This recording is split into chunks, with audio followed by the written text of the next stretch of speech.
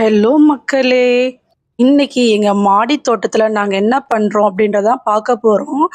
வீடியோவ skip பண்ணாம பாருங்க. உங்க மனசுக்கு ஃப்ரெஷ்ஷா ஒரு எனர்ஜி கிடைக்கும்னு நான் நம்புறேன். அப்புறம் என் பையன் என்ன சர்ப்ரைஸ் பண்றான்னதும் பார்க்கலாம்.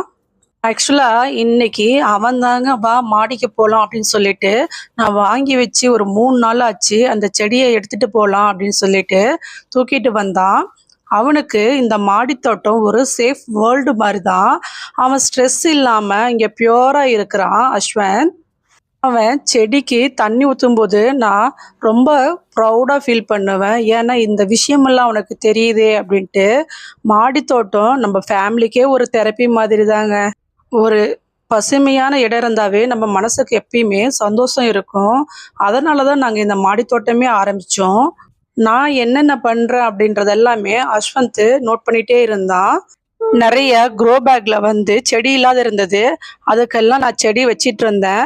ஆக்சுவலா இந்த செடி வைக்கிறது எல்லாமே எனக்குமே அன்னைக்கு ரொம்ப ஃப்ரெஷ்ஷா இருக்கிற மாரி ஃபீல் பண்ணுவேன். ஒவ்வொருத்தருக்கு சாப்பிட்றது பிடிக்கும். ஒரு சிலருக்கு வந்து நல்லா ட்ரெஸ் பண்ணிக்கிறது பிடிக்கும். அந்த மாதிரி எனக்கு வந்து இந்த மாரி கிராஃப்ட் ஒர்க்கு, செடி வளர்க்குறது இதெல்லாமே எனக்கு ரொம்ப பிடிக்கும். அந்த அந்த மாரி செய்யும்போது நம்பளுக்கு ஒரு எனர்ஜெட்டிக்கா இருக்குங்க.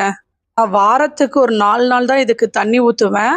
1 நாள் விட்டு 1 நாள் கண்டிப்பா அதுக்கு தண்ணி விடுவேன். அது அஸ்வந்த் தான் அது பண்ணுவான்.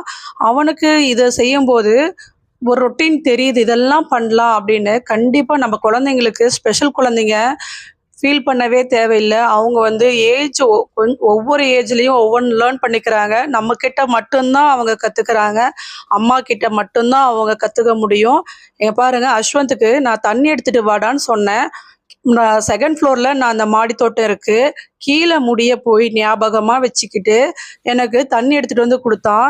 அதனால நம்ப குழந்தைங்க வந்து எப்பயுமே வேஸ்ட்டே கிடையாதுன்னு நான் சொல்லுவேன். அவங்களாலயும் முடியும், எல்லாமே முடியும்னு எனக்கு நம்பிக்கை இருக்கு. ஸ்பெஷல் பேரண்ட் பார்த்தீங்கன்னா, கண்டிப்பா நம்பளால எல்லாமே நம்ம குழந்தைங்களால எல்லாமே முடியுன்ற நம்பிக்கையோட இருங்க. அதுக்கு என் பையன் ஒரு உதாரணமாவே எடுத்துக்கோங்க.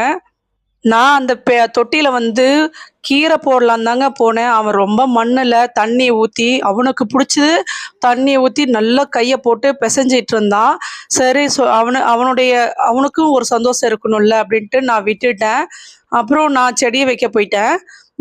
நான் இந்த பூவெல்லாம் பறிக்கும்போது எனக்கு அவ்ளோ புடிக்குங்க. அது பறிக்கும்போது ஒரு சத்தம் வரும்ல, அப்படி ஒரு மாதிரி. அதுவே அவ்ளோ ஹாப்பி குடுக்கும் எனக்கு. நம்மளுக்கு கோடி ரூபாய் குடுத்தா கூட, அந்த பூ பறிக்கும்போது வருதுல்ல, அந்த சந்தோஷம் வேற எதுலயுமே